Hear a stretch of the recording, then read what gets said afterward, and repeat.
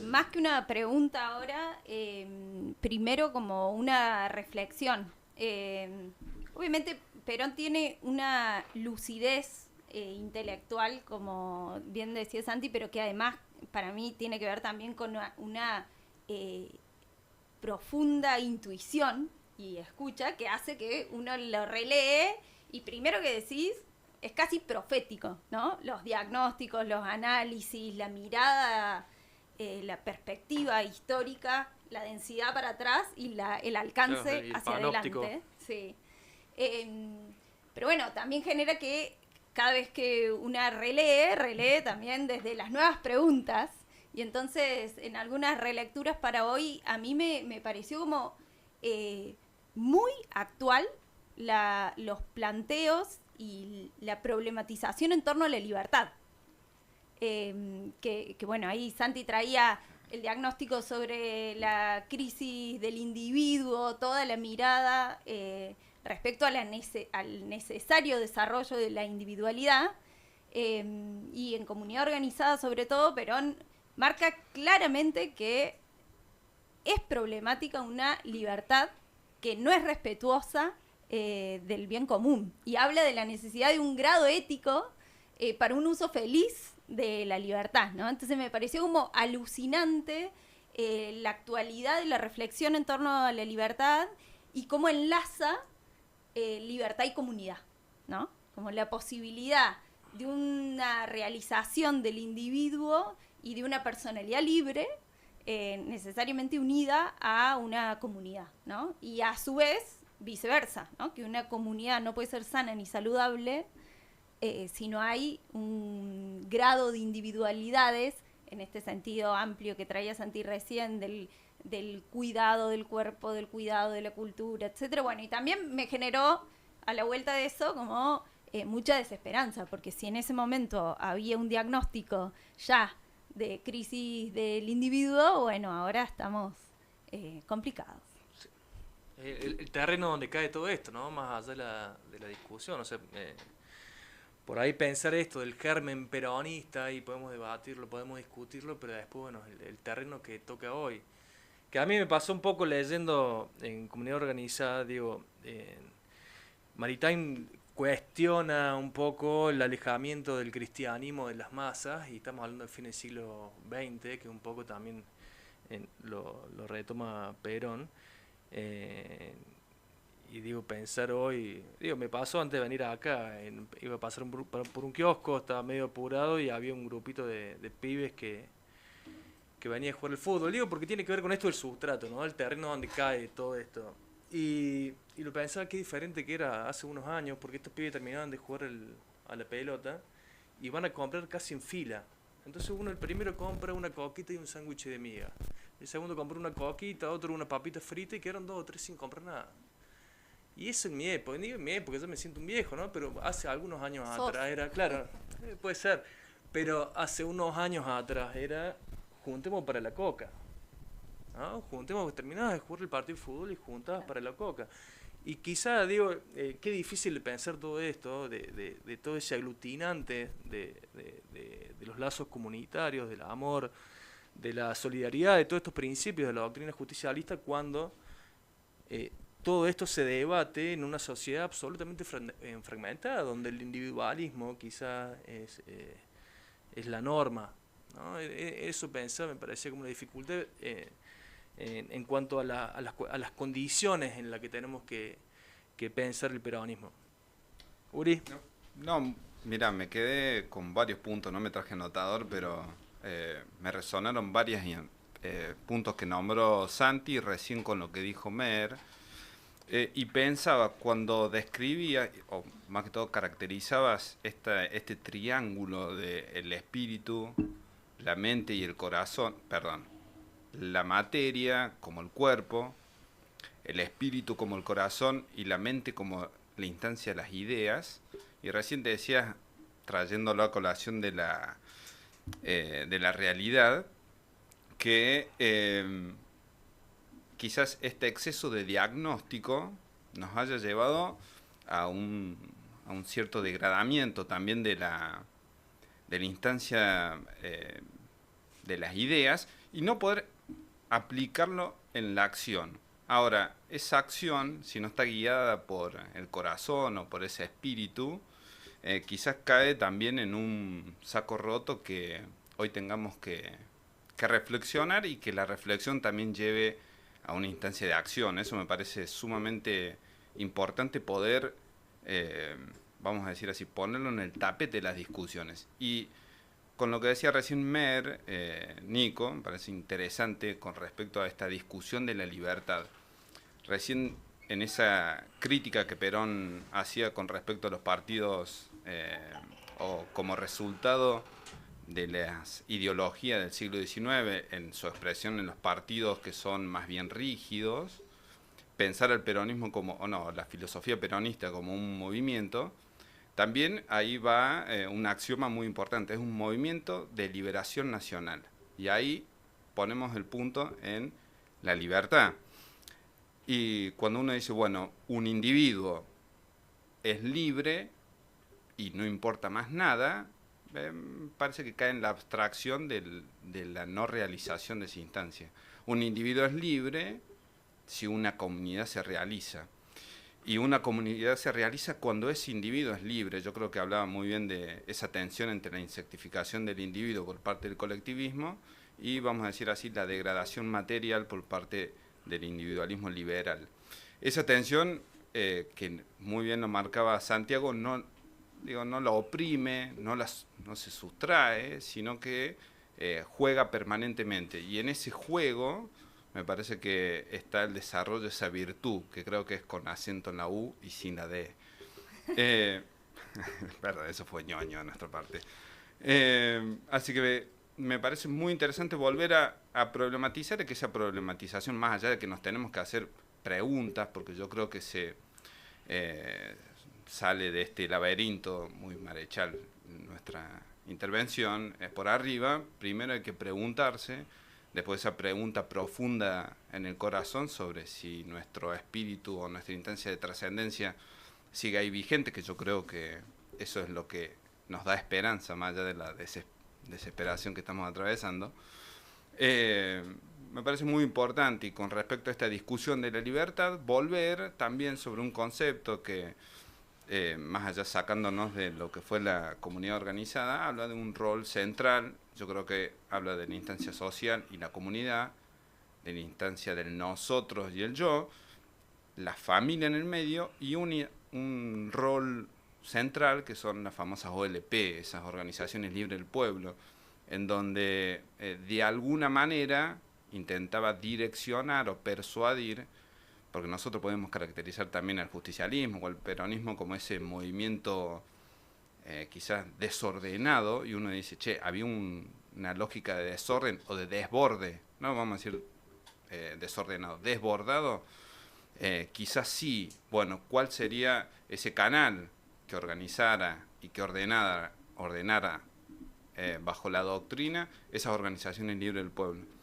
Que entiendo que le debemos volver a dar centralidad, que cuál sería ese rol que hoy cumpliría esas organizaciones libres del pueblo en nuestra situación, en este hombre situado, como siempre se pensó y se sigue pensando en una lógica justicialista. Así que, digo, esas son todas preguntas que quizás sería bueno reflexionarlas, sería bueno debatirlas, y sobre todo en ese orden de jerarquías que también hablaba Santiago, de, bueno, el cuerpo es la acción, porque volvemos a superior la realización a la idea.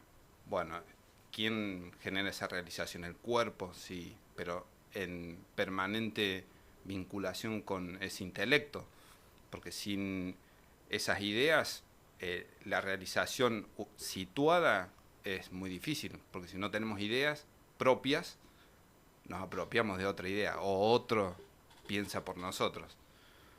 Y si no tenemos ese espíritu, que a mí me parece central, una frase que yo creo que una metáfora muy linda de cómo desarrolla el modelo argentino para un proyecto nacional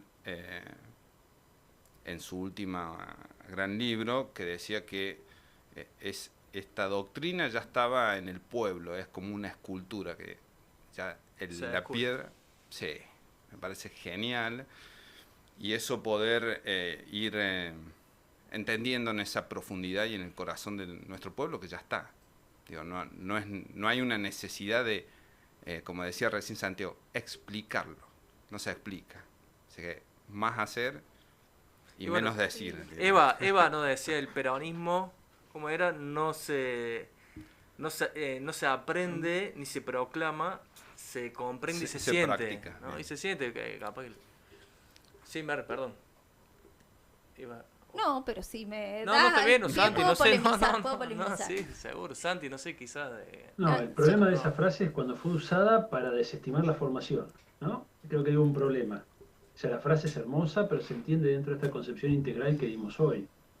Claro. Pero cuando vos no tenés este marco integral, muchas veces fue usado para decir, no, bueno, no te formes, esas cosas, ¿no? Sí, se desestimó la lectura, la formación política, que es un gran problema, creo, del movimiento de hace varias décadas. Rápidamente hago una colación en relación a lo que dijeron. Mer hizo referencia a la intuición y la escucha, y efectivamente, ¿no? Perón es un gran observador de la realidad. De hecho, él en conducción política tiene una teoría del conocimiento. Uno parece que, bueno, dice, Perón lo dijo todo, pero hay un método de interpretación de la realidad. Él dice, primero es la observación, segundo la apreciación, que sería el análisis, ¿no? Tercero la resolución o el plan, y cuarto la ejecución. Que si ustedes se fijan, es la misma epistemología básica que está en el marxismo, que está en Francisco, que es la primacía de lo concreto, ¿no? La observación.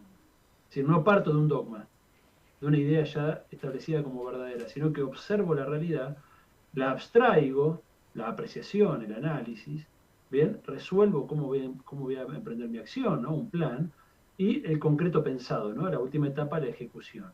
Entonces, efectivamente, la primacía está puesta en esa escucha, ¿no?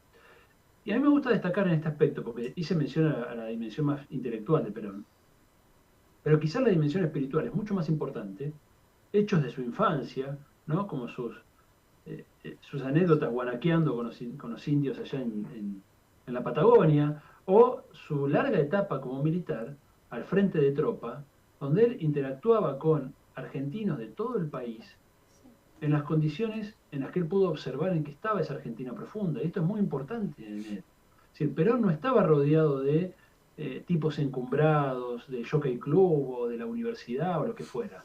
Estaba rodeado de colimbas que hacían el servicio militar. Bien, él estuvo de hecho en varias provincias con distintas misiones, distintas tareas militares, y él estaba en contacto con ese pueblo. Y ahí veía que no tenían dientes y que no tenían educación y que... esa escucha también del sufrimiento ajeno, ¿no? En relación con la libertad, efectivamente es un concepto que él trabaja en distintos textos y se darán cuenta desde este punto de vista que hoy trabajamos cuál es su concepción. Si la libertad entendida desde el liberalismo es la tolerancia, ¿no? Que el otro no me moleste, mi libertad termina donde empieza tu libertad, etcétera, etcétera, ¿no? Que es la libertad negativa, tal como la describe Isaiah Berlin, ¿no? Un teórico de la política. La concepción de Perón se acerca más a la idea de una filosofía de una libertad positiva, pero más allá aún, ¿no? La libertad está fuertemente ligada a la idea de virtud, ¿no? Es decir, es la virtud y es el orden interno lo que a mí me permite ser libre, ¿no? En cuanto a la desesperanza, yo diría que la desesperanza se liga fuertemente a la crisis espiritual. Porque cuando uno tiene una fe firme en una sólida verdad en términos de Perón, o una fe de otras características, la desesperanza no te afecta. La esperanza está asociada a la fe, a la creencia en que los valores que uno sostiene son valores justos, ¿no? Y que esos valores deben ser irradiados a la sociedad. Y por lo tanto, ya uno tiene una tarea trascendente que lo guía en todos los días de su vida. Entonces ya eso es un montón, ¿no? Es un montón. Es como cuando uno tiene un hijo, que ese hijo lo supera a uno y te ordena la vida, porque vos vivís en función de eso, de su bienestar, ¿no? Entonces, lo mismo sucede a nivel de una sociedad. Uno tiene una tarea trascendente, ¿no? Que es irradiar una serie de valores, en fin. En cuanto a la individualización y el ejemplo que traía Nico, muy interesante, de esa imagen que vio, te voy a tirar dos datos duros. En una encuesta a jóvenes, que la cita el Papa Francisco en su texto para juventud, que se llama Christus Vivit, Él dice que se hizo una encuesta internacional sobre jóvenes y qué es lo que anhelan los jóvenes. Y en esa encuesta sale que los jóvenes anhelan tener trabajo y familia. Nos parece una cosa evidente, ¿no? Pero sigue siendo el anhelo de un joven hoy, trabajo y familia. No ha cambiado. Hay algo ahí de un sustrato de naturaleza humana que el liberalismo hace lo imposible por modificar nuestra naturaleza humana, y ahí están afectando nuestro inconsciente con la publicidad, con las redes sociales, pero hay una naturaleza humana que dice que lo que anhelamos es trabajo y familia. ¿Por qué? Traduzcan eso en términos peronistas. ¿Qué es trabajo y familia? Es comunidad y servicio. Trabajo y familia es eso. La familia es la primera experiencia de comunidad que uno tiene. El sentido, ¿no? Exacto, exacto. Y fíjense que hay una encuesta, un estudio sobre la felicidad humana que hace la Universidad de Harvard. Bien, es el estudio más importante que se ha hecho, que lleva varias décadas. Vienen estudiando el tema con los mismos indicadores hace 80, 90 años. Lo pueden buscar en internet a esto. Y ese estudio arroja que las dos cosas que las personas, a lo largo del tiempo, en todas las clases sociales, sin importar religión, raza, género, en todas las clases sociales, lo que realiza el ser humano es sentirse útil, es decir, el servicio, ¿bien? Y ser parte de una red de reconocimiento, una comunidad. Son las dos cosas que nos siguen haciendo felices. Eso no se ha modificado. Y de hecho es lo que está explotando el capitalismo de plataformas. ¿Qué son las redes sociales? Hacernos creer que somos parte de una comunidad y estamos desesperados buscando el reconocimiento. Un reconocimiento que siempre se nos escapa por la misma lógica de las redes sociales, que es la lógica del winner y el loser, el ganador y el perdedor. Entonces estamos los perdedores, que tenemos 3 me gusta, y están los ganadores, que tienen 20.000, ¿no? Y eso rompe el sentido de la comunidad. Porque el sentido de la comunidad no es ese, pero nos hacen ahí estar persiguiendo permanentemente la zanahoria imposible, como la perseguimos estando muchas horas frente a las plataformas y las redes sociales. Pero en definitiva, están explotando ese sustrato humano profundo, ¿bien? Que hay una naturaleza humana ahí. Los que desestiman la naturaleza humana, bueno, están yendo por un camino muy peligroso, ¿no? Que es básicamente la posmodernidad, ¿no? Que niegan la materialidad del ser humano. Hay una naturaleza humana que es esta característica que está estudiada de 1000 maneras y que fíjense todos los recursos que gasta el liberalismo y el capitalismo para convencernos de que no es así. ¿Por qué están todo el tiempo convenciéndonos de que somos egoístas, de que la felicidad está ahí? Porque no es así, gente. Tienen una industria cultural, tienen la publicidad, tienen las instituciones, tienen los discursos para tratar de convencernos de lo que no somos, ¿no? El ser humano se siente bien en comunidad y se siente bien haciendo algo que considera útil y que los demás consideran útil, que esa es la idea de trabajo o de servicio. Y para cerrar, hacía el compañero, perdón, no me acuerdo tu nombre, Uriel. compañero PCN, hacía su reflexión en relación con la acción, y decía, bueno, la idea que guía la acción. Ahí yo pondré un matiz, ¿no? Lo que a vos te mueve a actuar contra la injusticia no es conocer las causas de la injusticia. Conocer las causas de la injusticia te sirve para que tu acción sea más eficaz, en el mejor de los casos, ¿no?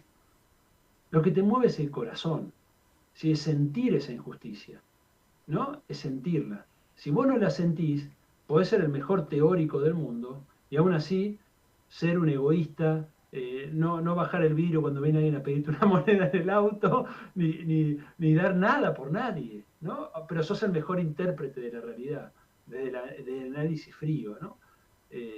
Lo que te mueve es el corazón, lo que te mueve es el corazón. Y cuando tenemos una crisis de desmoralización de la militancia, no es porque esa militancia dejó de entender cómo funciona la realidad. Ya saben, que eso, entre muchas comillas, ¿no? Creo que eso es uno de los problemas que ha tenido Cristina en su forma de comunicar, ¿no? Es difícil hacer una mención a esto hoy que estamos viendo la presa y todo lo demás, pero bueno, hay algo en esa forma de discurso que apelaba a lo intelectual y lo racional, ¿no? Explicando, vos te vas a mover. Y por ejemplo, la desmoralización de la militancia no tiene que ver con que la militancia no sepa que hay un capital financiero que succiona la sangre de los países dependientes, que hay un poder judicial corrupto, que hay unas élites oligárquicas, ya sabe. La crisis es de carácter espiritual, se perdió el sentido de trascendencia, es donde operó fuerte esta ideología neoliberal que nos formateó el deseo, que formateó todo lo que decía Nico, ¿no? Por eso sentimos que nos pegó debajo de la línea de flotación, porque no nos dio una discusión solo en el plano de las ideas. sino que nos salió a disputar el corazón, ¿no? A cambiar los valores. Por eso la disputa que nos plantea Milei es mucho más profunda. No es solo una disputa de ideas. El plano de las ideas, imagínense, para mí es central, me dedico a esto, ¿no? O sea, soy profesor, escribo, o sea, para mí el plano de las ideas es central, ¿no? Es central. Pero entiendo que lo que hay que movilizar es el corazón de las personas. Y por eso, y Perón también lo dice, el conductor debe dar el ejemplo con la acción, porque es la acción lo que llega al corazón, no solo la palabra, ¿no? Si la idea del ejemplo, la idea de lo que a vos te moviliza, es ver cuando alguien pone el cuerpo, que se expone, que se arriesga, que se la juega, ¿no? Que eso es lo que sí tiene un mensaje místico en lo que sucede con Cristina, ¿no? Por supuesto. Porque ahí vemos la corporalidad de ella comprometida, su libertad, ¿no? En fin. Bueno, sigamos.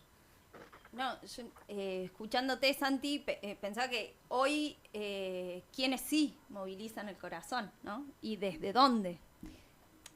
Se habla un montón, ¿no? De las pasiones tristes, pasiones alegres, etcétera.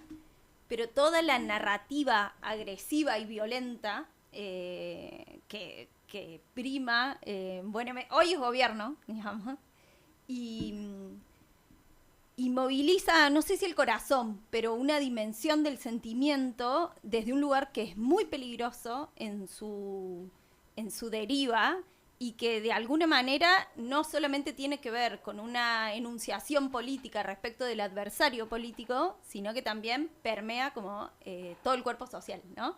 Hace un rato afuera hablábamos justamente toda la dinámica de las redes, de los likes y de si sirven o no sirven los comentarios críticos y los hates, etcétera. Y bueno, y resulta que hay un lugar a donde la agresividad circula un montón, es muy productiva, que obviamente no tiene que ver solamente con el mundo digital, ¿no?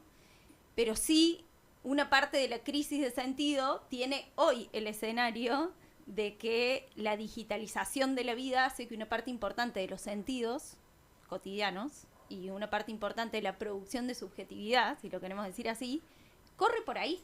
Y son lugares en donde no solamente no hay ningún espacio para el amor social, que es el fundamento de la comunidad organizada, decía Eva, sino que hay toda una dinámica de burbujas, más que de comunidades, de burbujas temáticas cognitivas, la fragmentación social, sí, que decías hace un rato, que hace difícil, no imposible, imaginar la reconstrucción del lazo social que es necesario. Para mí esto es un tiempo, y ahí como para polemizar de si se sale por arriba o se sale por abajo, o qué necesitamos por arriba y por abajo.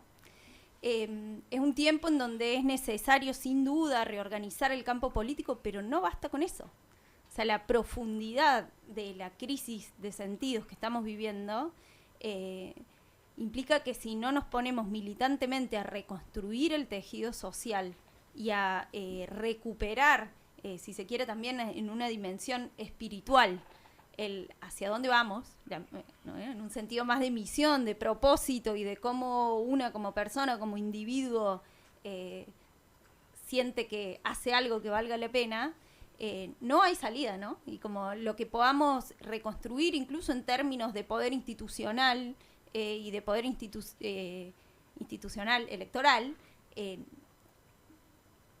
es corto, digamos, ¿no? Nos viene pasando, ¿no? Como ciclo de, bueno, un gobierno popular, en el mejor de los casos, progresista, qué sé yo, una avanzada que parece dejarnos mucho tiempo atrás. Y así de nuevo, ¿no? Como que hay hace un mes atrás hablábamos del tiempo es superior al espacio y hablábamos de los procesos. Bueno, a mí me parece que hay un desafío político en este momento, que es un proceso y que es más largo, que se juega en la reconstrucción de lo social, enlazado obviamente a lo político, pero que tiene otra dimensión también y otra acción. Bien, yo quería también agregar a lo que... Ahí se escucha, lo que decía recién la compañera. Muy interesante por dos cosas. También quería rescatar, poder problematizar sobre una instancia que creo que es importante también porque hubo una discusión atrás de eso con respecto a la violencia. Que yo creo que en la profundidad del pensamiento de Perón, cuando decías con respecto a cómo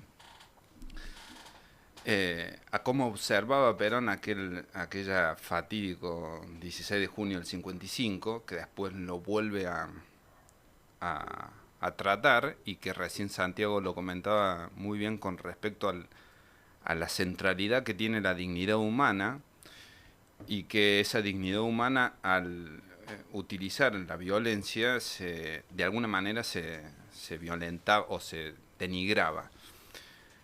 Y con respecto a esa instancia de la violencia, yo creo que de vuelta, esa fe con respecto a la esperanza, que son dos, yo creo que motores muy importantes que hoy nos permite, bueno, esto, tener una esperanza con respecto a la trascendencia. Muy importante poder rescatar una instancia de cultura del encuentro. Y cuando decía recién la violencia y el otro, y que recién lo dijo también Santiago muy bien, dijo, bueno, a ver, una sola clase de hombres, los que trabajan. Marcaba uno treda ese, entonces los que no trabajan son ese que está afuera. Ahora, el que está adentro, me parece que en esta crisis de identidad o de crisis de sentido, que decía recién la compañera, hay un esfuerzo que tenemos que hacer en nuestra parte para ensanchar esa frontera del otro, porque cuando uno dice, bueno, miren, la discusión que trajo Milei fue al corazón de nuestros jóvenes, al corazón de la sociedad o de lo social, en donde implantó una lógica de un individualismo extremo. Ahora bien, yo creo que todo ese sector, que quizás superficialmente lo entendió de esa manera, hay que abrazarlo y hay que encontrarse, porque si no, el encuentro es a través de esas redes en donde creo que esto es algo que lo podemos ver todos los días. Quizás una puteada, ¿se puede decir todas estas cosas? Sí. Permiso, Nico. Las puteadas que se ven en ese ámbito digital, que no deja de ser un ámbito, no se encuentran quizás en un ámbito laboral, un ámbito vecinal, un ámbito deportivo. Si bien siempre hubo situaciones de violencia física, si se quiere, o verbales, pero digo, eso que se reproduce en ese ámbito digital no se reproduce en la instancia presencial. Entonces, volver o reconstruir esos espacios de encuentro en donde quizá estas burbujas que decíamos que se construyen es también una estrategia de ese poder que cada vez es más concentrado, que intenta fragmentarnos. Bueno, yo creo que uno de los principales puntos para volver a dotar a la militancia de entendimiento de cuáles son esas acciones es ampliar esa frontera del encuentro, de que ese otro esté mucho más lejos y que sea ese que no trabaja, no aquel que dice, che, me parece que lo voté Milei porque quería un videojuego sin los impuestos. Bueno, yo creo que esa convocatoria es un desafío, es un gran desafío, lo digo puntualmente por lo que nos toca representar a esas organizaciones libres del pueblo. Y ojo, que yo creo que tienen que volver a estar en el centro de la discusión, volver a esas caracterizaciones. La caracterización de la Organización Libre del Pueblo, que es una instancia de fortaleza a este movimiento de liberación, que yo entiendo esa convocatoria amplia. Eso es lo que me parece importante que podamos ir discutiendo, y es en los espacios en donde también esto se pueda implantar, porque muchas veces quizás no tenemos la posibilidad de tener esa conversación y que se refuercen una postura que se traía con un prejuicio o previamente a ese encuentro o a esa discusión. Santi. Bueno, mira, en relación a lo que decía Mer, en relación a los discursos de miedo y de odio, lo que está haciendo este tipo de antiproyectos, llamémosle, porque no son proyectos de nación, ¿no? A diferencia quizás del liberalismo del siglo XIX, que tenía un proyecto. Acá es el antiproyecto. Cuando vos fomentás eso en la sociedad, lo que estás produciendo es la animalización del ser humano, la deshumanización. Bien, porque es el sentimiento más animal, más profundo, más reactivo, más instintivo, más brutal, ¿no? Sí, el miedo y el odio. Cuando nosotros buscamos un proyecto que fomente la empatía, la solidaridad, la apertura al sufrimiento del otro, es un proyecto de humanización. Entonces lo que está confrontando acá es un proyecto de deshumanización contra un proyecto de humanización. Fíjense, pucha, si eso no es un sentido trascendente para la vida, ¿no? Estamos defendiendo la humanidad. Hay que entenderlo así porque de eso se trata. De hecho, lo que estamos viendo en Argentina es una prueba piloto para otros ensayos de deshumanización a escala global, ¿no? De hecho, están mirando a Milei, lo miran con mucha atención, élites económicas, digital financieras globales, ¿no? Están ensayando un tipo de sociedad que la vienen ensayando hace décadas, ¿no? Con distintos experimentos neoliberales, que básicamente es producir este homo economicus, ¿no? Que ellos lo plantean como un punto de partida, pero en verdad es un punto de llegada, por lo que dije anteriormente, ¿no? Salgamos de la idea hiperconstructivista que heredamos de la posmodernidad, que nos dice, no, todo es cultura, todo es construcción. No, no, no. Hay una naturaleza humana, la ciencia la está encontrando en todas las ramas de la ciencia, desde las neurociencias, la psicología, la biología evolutiva. Hay una naturaleza humana que es de carácter social, ¿no? Todo lo que dije anteriormente. El Homo economicus es una producción del neoliberalismo. Es una producción del neoliberalismo. Primer punto. Segundo punto, también decía Mer, la necesidad de reconstruir tejido social. Me parece central. Empecemos por construir tejido social dentro del movimiento, gente.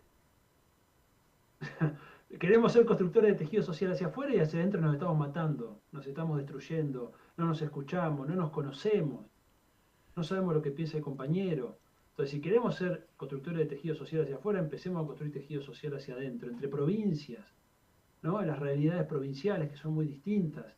Entonces, para ser ejemplo, porque el movimiento también, para que la sociedad vuelva a creer en nosotros, tenemos que ser ejemplo en los distintos planos de lo que hablamos. Por eso el daño tan profundo que nos hace los vicios morales de dirigentes, como estoy pensando en el yate de Marbella, por ejemplo, ¿no?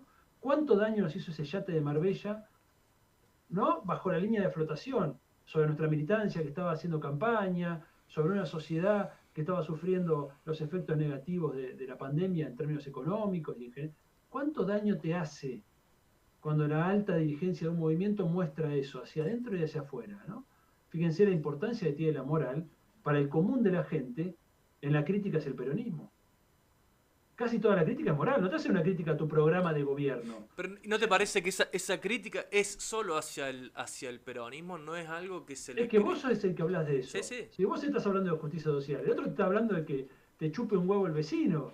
Entonces, Sí, sí. entonces si el tipo le chupa un huevo a la sociedad, vos no se lo vas a reclamar, porque él es eso. Ahora vos estás hablando de amor social, de justicia social, y después sos un garca, y te estás enriqueciendo los bolsillos, evidentemente tenés una contradicción enorme. Y estás hablando del bien común, y de una política transformadora, ¿me explico? Sí, es pero... lógico que la exigencia sea más alta hacia vos. Es lógico. Es lógico. No, yo igual sumo a eso que decís, ¿no te parece que es solo hacia el peronismo? Me parece... No, sí, perdón. No, digo que hay una estrategia política, una estrategia de disciplinamiento político. Me parece que la condena Cristina, la ratificación de la condena Cristina ahora es claramente una estrategia de disciplinamiento político que es pegar una y otra vez al peronismo con corrupción, ¿no? Como que sobre el peronismo está muy trabajado eso, Sí, sí. digamos. Bueno, nada, eso, y es el antiperonismo define en buena medida nuestra historia nacional, ¿no? Bueno, digo, ahora Sí, con pero esta les versión... damos de comer, Mer, les damos de comer. Una Es decir, cosa, construyen Santi, una mentira con elementos de realidad. Entonces, sin esos Claro, elementos de y bueno, realidad, Sí. si no esa sería mentira tan es más fácil. efectiva, claro. Claro, Sí, sí, claro. Sí, y algunos son Concuerdo. verosímiles también, digo, no es solamente una cuestión de verdad, y si es verosímiles por algo también es, digo, porque quizá la máxima expresión de esa falta de moral en la dirigencia se cristaliza en el momento del yate, pero después hacia abajo ocurre un millón de microsituaciones, ¿no es cierto?, que son un reflejo de esta falta de moralidad en la dirigencia política, ¿no? Pensemos en el reparto del Estado. ¿Cuántas veces el Estado se reparte en función de favores? No es que el Estado es la búsqueda del bien común y vos tenés que buscar al funcionario en función de su idoneidad, de su actitud de servicio, de su entrega al proyecto político. ¿Cuántas veces se reparten los gobiernos en función de amistades? Y veis funcionarios que no funcionan, que no hacen nada, que están haciendo carrera política. Entonces, ¿por qué después la sociedad va a confiar en vos? Por supuesto está la generalización, por supuesto. Así como se dice, porque hay un sindicalista que robó, todos los sindicalistas son chorros, ¿no?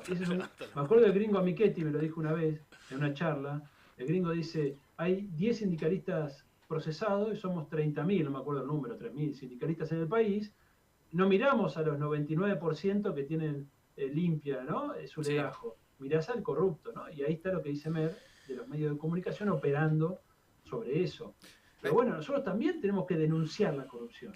Hay una cosa con respecto a lo que planteabas recién, Santiago, disculpa, que es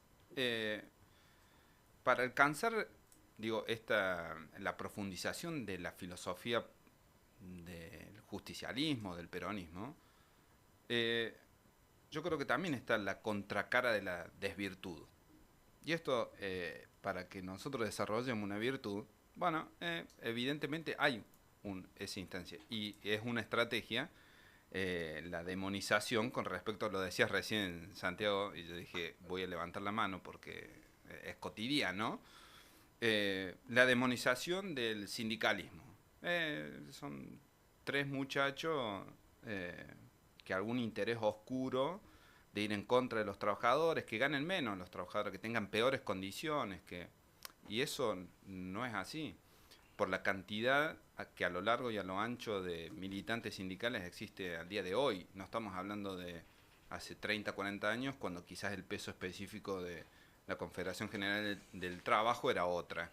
Ahora, esa demonización es lo que nos permite a nosotros de vuelta volver a esa instancia de fe. Recién cuando hablabas de fe en el término de poder desarrollar la virtud, ahí me parece que es el punto. Cuando hablabas de la fe,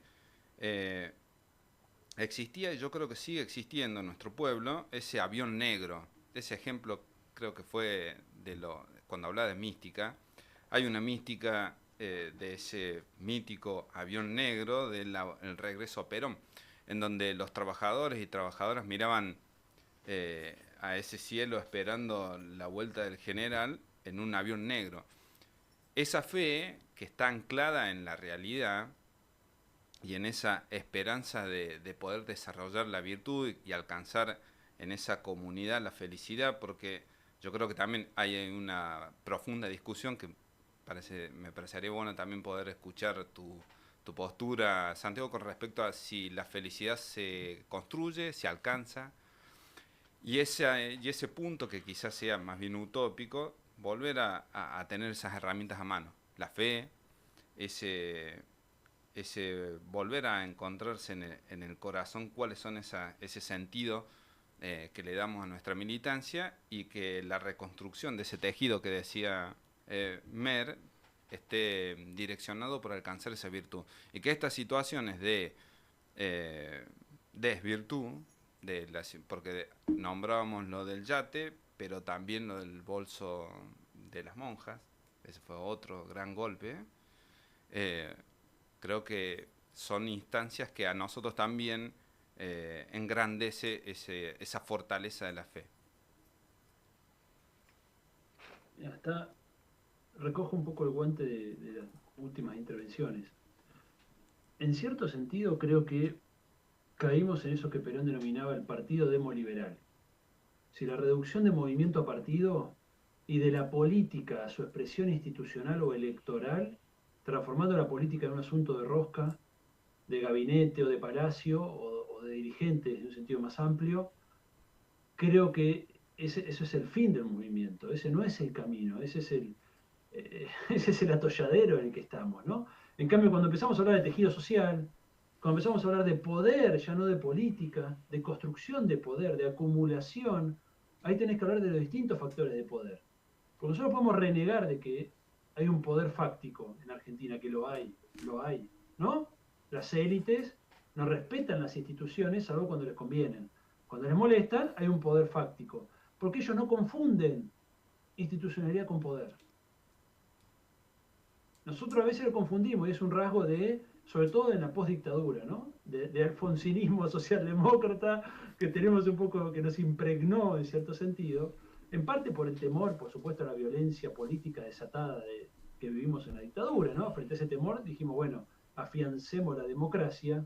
El tema es que hay que ampliar el concepto de democracia, salir de esa matriz ochentosa, alfonsinista, socialdemócrata, de que la democracia son las instituciones, y repasemos el concepto de democracia social en Perón, por ejemplo, ¿no? O el concepto de construcción de poder por fuera de las instituciones, que luego se expresa en las instituciones, pero que esa construcción de poder, creo yo, en un movimiento nacional, tiene 5 factores. Hoy, en otra época te podía tener otros, ¿no? Esos 5 factores son: 1, el poder que emerge de segmentos de la clase trabajadora organizada, sindicatos y poder territorial. ¿Qué lugar le hemos dado en el movimiento a los sindicatos y a los movimientos sociales y populares? Y era el ¿no? tercio. Primer punto. Claro, El tercio, ¿no? El tercio que dejó de ser. Segundo elemento de poder para un movimiento nacional o factor de poder es el grado de adhesión y legitimidad que tienen nuestras ideas y propuestas en la sociedad, que luego se traduce en poder electoral, en poder gubernamental o en poder legislativo, ¿no? Es el grado de adhesión que vos tenés en una sociedad, que es el que ha tendido a primar. El tercer factor de poder es la posibilidad de construir alianzas con estructuras de la sociedad civil que en todo o en parte se incorporen en un movimiento de carácter nacional.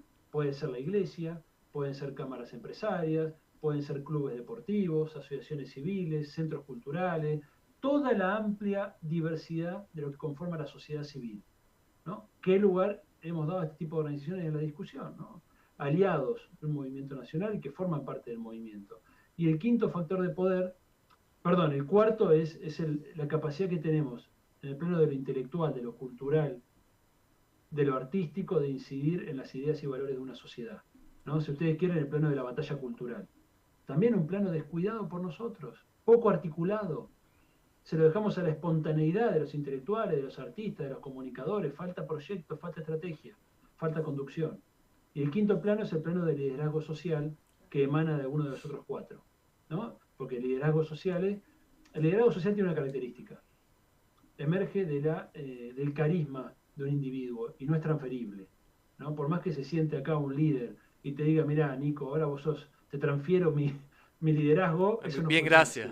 así, ¿no? Está asociado al carisma de una persona y emana de alguno de los otros 4. Es decir, un líder puede salir del plano electoral, puede salir del plano sindical, puede salir del plano intelectual, puede salir de alguna estructura de la sociedad civil, pero es un rasgo específico, ¿no? ¿Qué liderazgos sociales contás vos, ¿no? Como movimiento? Son 5 factores de poder. En otra época había otros, hoy no están en discusión, por lo menos en el corto plazo, el factor militar y otros. Quedémonos en estos 5. Movimiento nacional tiene necesariamente que articular estos 5 factores de poder.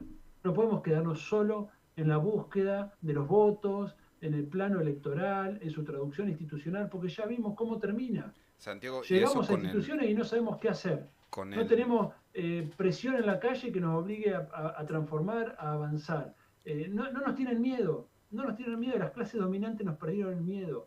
Con el riesgo, discúlpame Santi, sí. Con el riesgo que estamos observando, pero que esto ya quizás podíamos rastrearlos en otra elección, de la poca participación. Digo, hay, no voy a decir 50%, pero un 30% que queda afuera. Quizás es un circo al que nadie va. Y es un gran riesgo también, porque si es el segundo factor de poder, bueno, ya deja de tener su incidencia. No lo pongo en orden. Bien, digo, pero para nominarlo, de alguna manera. Ya hay varios análisis al respecto, ¿no? Todo indicaría que hay una apatía hacia la política, lo que implica que no están acompañando a Milei con el voto, pero tampoco a nosotros ni a ninguna otra propuesta, ¿no? Hay una especie de distanciamiento en relación con el destino de la política, ¿no? Eso es lo que empieza a aparecer como una novedad en Argentina, que no tenía esa característica. En fin, para cerrar esta intervención, simplemente decir que tenemos que empezar a pensar en construcción de poder, articulando los distintos factores, no solo en un plano, no solo en una dimensión, empezar a plantearnos la estrategia y la conducción en relación con cada uno de estos planos, ¿no? Y creo que esa es la posibilidad de empezar a reconstruir eso que decían antes: tejido social, batalla cultural, incidir en los valores de una sociedad. Si ustedes se fijan, estamos combatiendo contra un antiproyecto de nación, porque para mí no es un proyecto, es un antiproyecto, que articula estos factores. Menos el que emana de la clase trabajadora, donde ellos literalmente no tienen casi presencia, movimientos territoriales o sindicales, eso es un factor propiamente del movimiento nacional por su carácter popular. En los otros factores intervienen en todos. Sumémosle algunos más, ¿no? El poder económico, ¿bien? El poder geopolítico que los respalda, que es muy importante, y todo eso construye su poder fáctico, el poder judicial del cual disponen casi, ¿no? Por lo menos en las altas esferas. Entonces, identifiquemos esos factores de poder en el antiproyecto que estamos enfrentando y entendamos que tenemos que empezar a articular poder en todas esas dimensiones, ¿no? Cuando Cristina decía hace poco, volvamos a tener militancia política, a su manera estaba diciendo algo de esto, ¿no? O sea, dejemos de ser militantes de elecciones, dejemos de ser militantes de redes y volvamos a pensar como militantes políticos. El militante político se desenvuelve en todos estos planos. Y no hay uno más importante que el otro, ¿eh? Porque podés ganar las elecciones, pero si no tenés el apoyo de sindicatos fuertes, si no tenés el apoyo de comunicadores, intelectuales que te acompañen en tu proyecto, si no tenés líderes sociales respetados por sus comunidades, ese triunfo electoral se te desvanece. Se te desvanece. Que de hecho es lo que nos ha pasado en muchas circunstancias. Esto da para quedarnos 3 horas no más tenemos hablando, problema, pero... no hay No, que también del otro lado, bueno, desde una trayectoria más de movimientos populares, territoriales, que en un momento alzamos fuertemente la bandera de la autonomía, no es que ahora no, pero también esa militancia social y sindical también con la bandera de la autonomía nos llevó a quedarnos muchas veces con una noción de construcción de poder popular que apuntaba solamente al primero, me parece clarificador, Santi, lo que traes de los distintos factores de poder, y que apuntaba solamente al primero y generó, bueno, a ver, tenemos un espacio organizado con un montón de unidades productivas en mayor o menor medida funcionando, con un montón de desarrollo de espacios de cuidados, de espacios sociocomunitarios, ¿no? Que eso hablaría de una trama social que está, por lo menos en esos refugios, activa, robusteciéndose, viva, con resultados electorales que después no tienen, digo, es un debate que da para otra jornada capaz, pero también eso, un divorcio desde las prácticas de una militancia social muy activa, pero que como autocrítica nos olvidamos de otros factores de poder, los descuidamos y bueno, y así estamos, quizás sin una expresión en el segundo plano más allá de lo ordinal, pero en el plano de lograr la adhesión social al proyecto que quedamos cortos, ¿no? Sí. Tiene una historia también esa autonomización del movimiento social, todos lo saben, ¿no?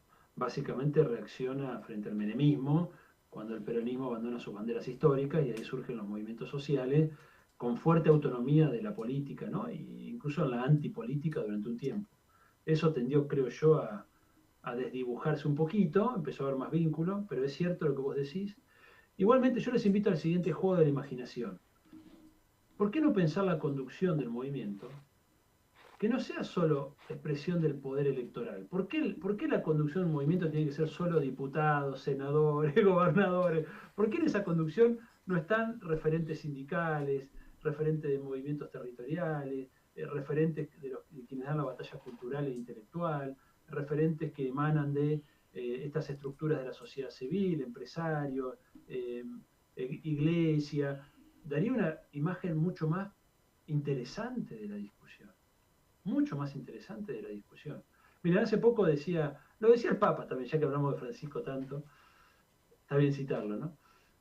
Porque dice muchas verdades, pero él dice, si vos ponés a discutir un tema en una reunión de varones y ponés a discutir el mismo tema en una reunión de mujeres, te encontrás con dos resultados distintos, ¿no? Y que él había hecho el experimento y que era así, y que hay una capacidad femenina distinta a la masculina en la forma de procesar los problemas y demás, que era muy interesante porque hablaba de una originalidad, ¿no? ¿Qué pasaría si en las discusiones de conducción política del movimiento tuviéramos esa diversidad de representaciones y sectores? ¿Sería la misma la política que seguiría el movimiento? Les invito a hacer ese juego de imaginación, ¿no? Si tenemos sentado a la mesa a cordobeses, formoseños, porteños, tucumanos, ¿es la misma la discusión que si están solo acá los que somos porteños o del AMBA? ¿Es el mismo resultado de cómo se ve la política? Si en la discusión tenés a representantes de los trabajadores, de los empresarios, de la iglesia, de los intelectuales, de los universitarios, de los jóvenes, de las mujeres. ¿Va a ser igual la forma de evaluar los logros, los planes, las estrategias, las metas? Creo que hacia ahí tiene que caminar el movimiento. Creo que algo de eso entendía el peronismo, ¿no? Y creo que en este giro post-dictadura tendió a transformarse en un partido en el sentido de, que lo entendía Perón, y que tenemos que volver a hacer movimiento. Sin duda, Santi, me parece que bueno, tiene muchísimo, digo, comunidad organizada y la filosofía de Perón, vista como lo has planteado,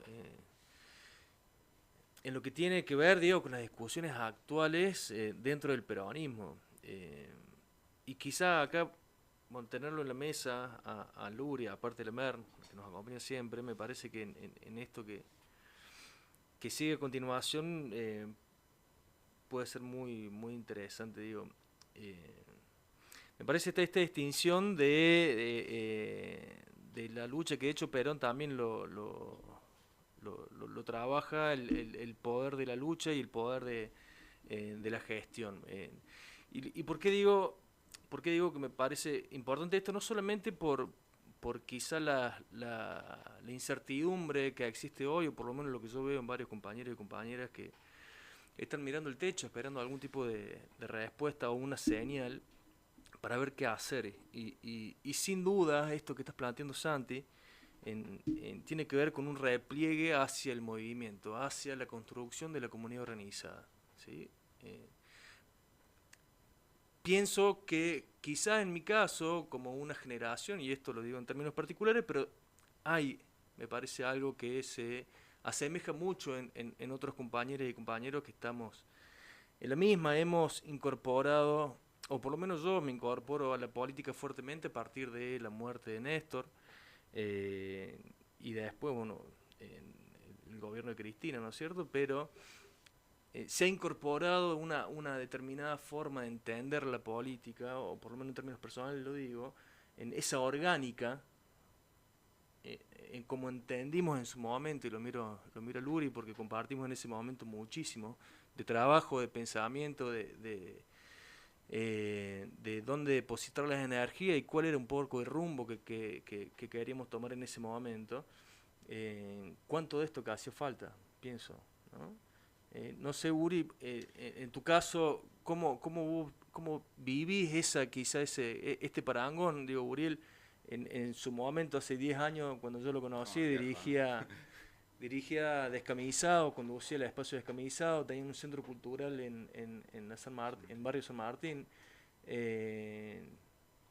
Y bueno, y éramos, de alguna forma, articulábamos nuestro trabajo en una determinada orgánica que sigue siendo hoy muy centralista, ¿sí? Digo, el unido y organizado, ¿sí?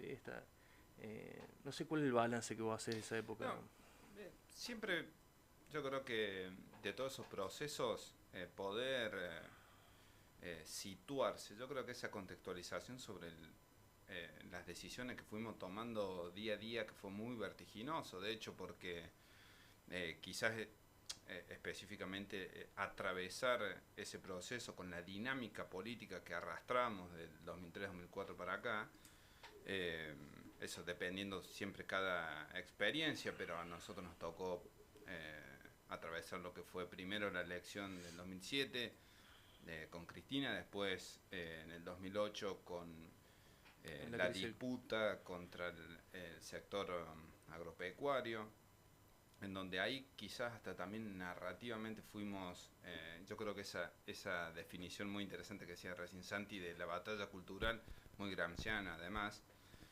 que quizás fue generando una, de vuelta, división hacia adentro de ese campo de los otros, que yo creo que ahí eso fue un error, en el sentido de no ampliar ese, digo, ahí hay 4 ejes que después lo pudo traducir de manera muy certera Francisco cuando hablaba que el todo es superior a las partes y la unidad superior al conflicto.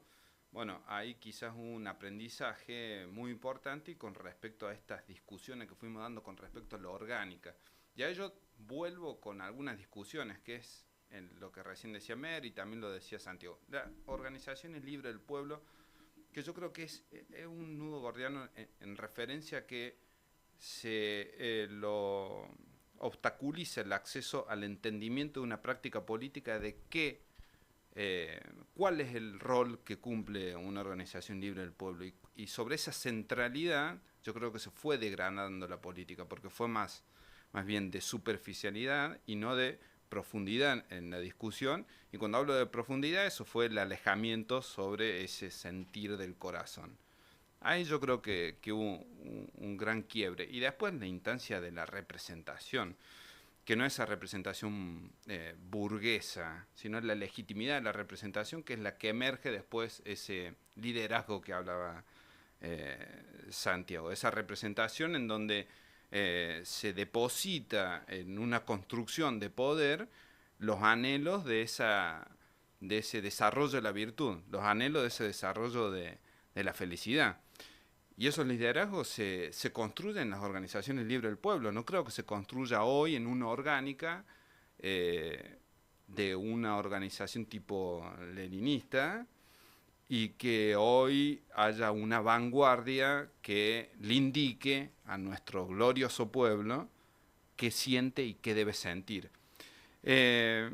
Si me decide crítica de esa época, esa es una buena. No, pero un balance y que tiene forma de aprendizaje y sobre todo para esta realidad, ¿no? Y hoy, digo, el entendimiento de esa orgánica en donde quizás la disputa de poder y el entendimiento de lo que en algunos llaman en la realpolitik que el poder es lo que muchas veces termina de incidir sobre algunas tensiones de intereses, de distintos intereses, hay que desmitificarlo de alguna manera, porque con la certeza, o con esa certeza de que la orgánica digamos, disminuía la profundidad de la discusión, terminamos hoy en solamente tener una instancia explicativa. Y esto que decías vos, de mirar para el techo y esperar una orden que nunca va a llegar. Y yo creo que nunca va a llegar porque esa instancia media de las organizaciones libres del pueblo, que son las aristas tácticas del desarrollo de una estrategia, se fueron, no están. Y no voy a decir se fueron porque no se han ido nunca, vamos a decir así, y lo vamos a repensar de esta manera. De alguna manera lo obstaculizaron para que eso participe en la discusión o en esa visión más clásica que tenía Perón de el ágora. Bueno, las organizaciones libres del pueblo no están. Y bueno, si no están, deberemos de alguna manera plantearnos como desafío que vuelvan a estar. Cuando decía recién Mer, bueno,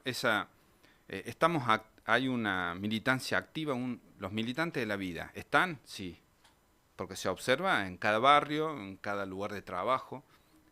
Hay un lazo, lo que decía recién Santiago, muy central. La naturaleza humana tiene su esencia, es una pregunta hasta filosófica, esa pregunta del ente. Bueno, la naturaleza humana, ¿dónde ingresa? ¿Y está? Sí, bueno, la observamos en la solidaridad, en cada una de las instancias sociales que se organizan, en cada puesto de trabajo donde hay una lógica de comunidad muy fuerte y que si bien intentan permanentemente bombardear con sálvese solos, bueno, creo que hasta podrías problematizar con la del Eternauta, ojalá.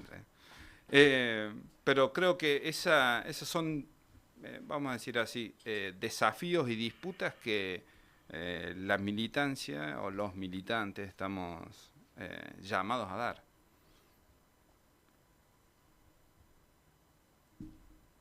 Digo lo último de mi parte. Me parece que ya tenemos bastante para charlar, para pensar. Me quedo con algo que dijiste. Bueno, voy a decir dos cosas, en verdad. Una, en relación a lo que dice el compañero de UPCN. Uriel. Que decías, bueno, la política, no sé qué expresión usaste, ¿no? Que sería básicamente la rosca, ¿no? Esa idea de la política.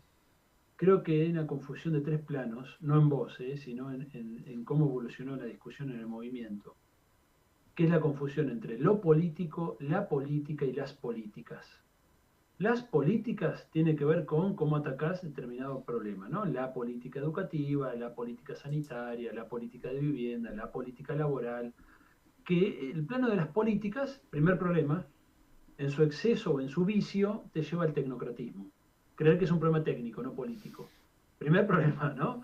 O sea, la tecnocracia es el vicio al cual te conduce creer que las políticas son un problema técnico.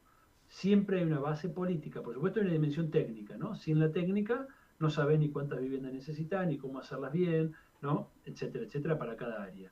Entonces hay una síntesis, si ustedes quieren, tecnopolítica, para abordar correctamente las políticas, pero hay una base política siempre.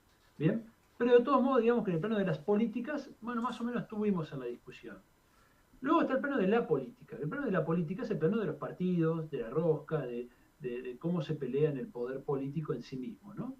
Que es el más visible, si ustedes quieren, o el que se lleva a todas las cámaras. En una época guiada por la lógica del espectáculo, lo más visible es donde todos quieren ir. Y nosotros tendimos a reproducir eso en el discurso y en qué valoramos y en quién referenciamos, bueno, a los que destacan en la política. Pero luego está un plano más profundo, que es el plano de lo político.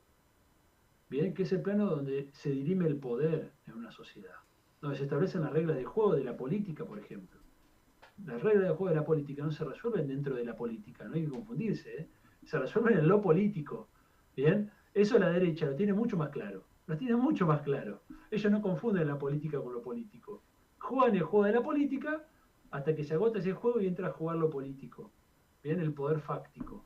Cuando decimos poder fáctico, estamos hablando de lo político, gente. Estamos hablando de lo político. Nosotros confundimos lo político y la política. Tenemos que volver a hablar de lo político, que es el poder, que excede a la política. La política es una manifestación de eso, en el ámbito de lo institucional. ¿Bien? Pero lo político es mucho más grande. Por eso hablamos de que la Iglesia, por ejemplo, aunque no tiene una traducción electoral, tiene un poder político. ¿Cuántas veces hemos escuchado esto? Porque se mueve en el plano de lo político.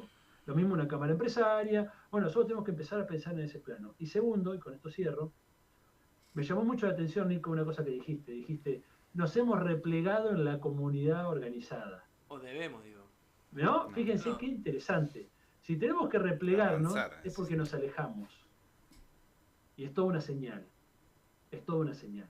Recuerdo las cartas de Rodolfo Walsh a la conducción de Montoneros en los últimos papeles, cuando él dice, ¿no? Tenemos que replegarnos sobre la comunidad, somos una patrulla perdida. Hemos caído en el vanguardismo, en el militarismo, etcétera, ¿no? Él critica la conducción de Montoneros en los papeles de Walsh, así los pueden encontrar por internet. ¿No hemos caído en una especie de vanguardismo? ¿No hay algo de real en eso de la casta? No hay hoy decía, ¿no? Es la campaña. Nos enojamos con el mensajero. Son los medios de comunicación que dicen que somos la casta. ¿No hay una dosis de realidad ahí? Cuando reprodujimos la idea de la política, cuando nos alejamos de la comunidad organizada o de las organizaciones libres del pueblo, como decía el compañero. Entonces, ¿por qué estamos hablando hoy de replegarnos sobre la comunidad? Porque evidentemente nos alejamos, ¿no? Entonces, volver a construir comunidad es una reflexión. Yo no me enojo con el pasado reciente, ¿eh? Es parte de una maduración, si ustedes quieren, ¿no? Eran las coordenadas de la política en ese momento y hasta donde llegó un proceso histórico. Me parece que no tiene sentido enojarse, pero sí sacar lecciones y aprender. Y me da la sensación, y en esto radica parte de mi esperanza, veo una generación de jóvenes, por ejemplo, jóvenes dirigentes como el compañero Uriel y otros compañeros que vienen de una militancia de la primera y segunda década de los 2000, que hay una renovación, por ejemplo, en los sindicatos, lo vengo viendo, trabajo con muchos sindicatos, hago formación y lo veo, y veo también una renovación también en algunos liderazgos políticos, y veo una renovación en jóvenes pensadores nacionales, y veo una renovación en la discusión de los movimientos sociales. Creo que hay una generación ahí que está en torno a los 40, que puede ser un signo de renovación en la discusión dentro del movimiento. Y eso me alienta en un sentido positivo. Y creo que en ese punto sí es importante, por supuesto, la reflexión sobre los límites del pasado, porque cuando hablamos de factores de poder, podemos diagnosticar el poder fáctico del enemigo, o podemos tratar de ver, además del diagnóstico ese que es necesario, bueno, cómo nosotros combatimos, ¿no? Cómo construimos un poder que nos permita confrontar en mejores condiciones, en un nuevo gobierno, Y aunque no seamos gobierno, ¿no? Porque en definitiva de eso se trata. Más allá del gobierno, más allá del calendario electoral, el poder que vos construís, por ejemplo, te permite condicionar una política. No es lo mismo tener una CGT fuerte o un sindicalismo fuerte cuando te aplican un plan de ajuste a no tenerlo. Condiciona, eso es lo político. Si yo me quedo solo en la política, bueno, voy al Congreso, pierdo una votación por la ley base y me enojo por redes. Ahora, cuando entro a concebir el movimiento en su integralidad, me doy cuenta que en el plano de lo político importa mucho tener un sindicalismo fuerte, importa mucho tener una articulación con los formadores de opinión, importa mucho todos los niveles que venimos charlando, ¿no? Así que bueno, más que replegarnos a la comunidad organizada, yo diría avanzar hacia la comunidad organizada como destino, ¿no? Y como principio filosófico, político, doctrinario, que está en la base del movimiento. Porque también algo de lo que se nos acusa, que es el estatismo, también tiene que ver con ese alejamiento de la comunidad organizada, ¿eh? Porque tendemos en el plano de las políticas a creer que todo se resuelve desde el Estado. Y muchas de las políticas que hicimos no fueron en el sentido de fortalecer la comunidad organizada. Hubo algunas que sí, a mí me gusta mucho mencionar la SISU, porque me parece que hubo un trabajo muy interesante en ese plano, en el cual se integraba las organizaciones de la economía popular, ¿no? En el desarrollo de una política. Hay que avanzar en ese sentido. ¿Cómo sería una política laboral, una política industrial, una política de vivienda, una política de salud, una política en todos los planos que favorezca el desarrollo de la comunidad organizada? ¿Cómo sería eso? Hay que avanzar en ese sentido. No pensar en los expertos desde el Estado que todo lo resuelven, sino cómo generamos dinámicas de apropiación de la comunidad de un plan, que ya no es solamente un plan de gobierno, sino que es un proyecto de país. Santi, me parece... ¿Grité? Me parece un muy buen cierre, dejarlo acá y también toda la energía que queda pendiente para la próxima. Así que te agradezco como siempre, es muchísimo lo que nos aportas para lo que consideramos que estamos necesitando. Te agradezco muchísimo, Uri, también por haberte sumado, espero que le hayas pasado bien, y Mer también siempre agradecido. Así que bueno, desde acá, desde Córdoba, capital, saludos a todos que han seguido con este encuentro. Gracias. Chao, compañeros. Gracias.